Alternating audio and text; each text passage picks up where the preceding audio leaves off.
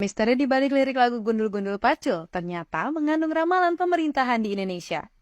Dikatakan bahwa sebenarnya lagu yang diciptakan oleh R.C. Harjo Subroto ini merupakan ciptaan asli Sunan Kalijaga sekitar tahun 1400-an. Saat itu Sunan Kalijaga dan teman-temannya masih remaja ketika pembuatan lirik lagu tersebut. Tembang Jawa yang diciptakan Sunan Kalijaga dan teman-temannya yang masih remaja ini mempunyai arti filosofis yang sangat dalam dan sangat mulia terutama terhadap bangsa Indonesia. Gundul-Gundul Pacul, Gembelengan. Gundul yaitu kepala plontos atau botak tanpa memiliki rambut. Kepala merupakan lambang kehormatan. Kemudian, seorang, sementara rambut adalah sebuah mahkota lambang keindahan kepala. Oleh sebab itu, gundul berarti penghormatan yang tanpa mahkota. Pacul dalam bahasa Jawa berarti cangkul petani yang terbuat dari lempeng besi segi empat, yang melambangkan kaula rendah atau sederhana. Orang Jawa mengatakan pacul adalah papat kang ucul, atau empat yang lepas, yang berarti bahwa kemuliaan seseorang akan sangat tergantung kepada empat hal, yaitu bagaimana menggunakan mata, telinga, hidung, dan mulutnya. 1. Mata digunakan untuk melihat kesulitan yang dialami rakyat. 2. Telinga digunakan untuk mendengarkan nasihat. Nomor 3. Hidung digunakan untuk mencium aroma kebaikan. 4. Mulut digunakan untuk berkata-kata yang adil dan baik. Jika empat hal itu lepas, maka berarti lepaslah kehormatannya. Gembelengan artinya besar kepala, sombong, dan bermain-main dalam menggunakan kehormatannya. Banyak pemimpin yang lupa bahwa dirinya sesungguhnya mengemban amanah rakyat, tetapi dia malah 1. Menggunakan kekuasaannya sebagai kemuliaan dirinya. 2. Menggunakan kedudukannya untuk berbangga-bangga di antara manusia. 3. Ia menganggap kekuasaan itu karena kepandaiannya.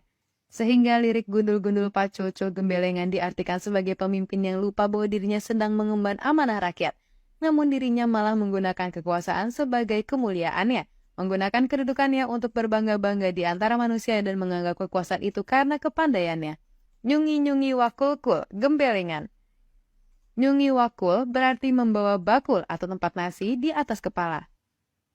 Namun banyak pemimpin yang lupa bahwa ia mengemban amanah penting yaitu membawa bakul di kepalanya. Wakul merupakan simbol kesejahteraan rakyat, di mana terdapat kekayaan negara, sumber daya, pajak adalah isinya. Artinya bahwa kepala yang merupakan kehormatannya berada di bawah bakul milik rakyat. Kedudukannya terletak di bawah bakul rakyat. Jadi siapakah yang lebih tinggi kedudukannya? Pembawa bakul atau pemilik bakul? Tentu saja pemilik bakul. Pembawa bakul merupakan pembantu si pemiliknya. Namun masih banyak pemimpin yang masih gembelengan, melenggak-lenggokkan kepalanya karena sombong dan bermain-main. Wakul ngelimpang sagene dadi saklantar.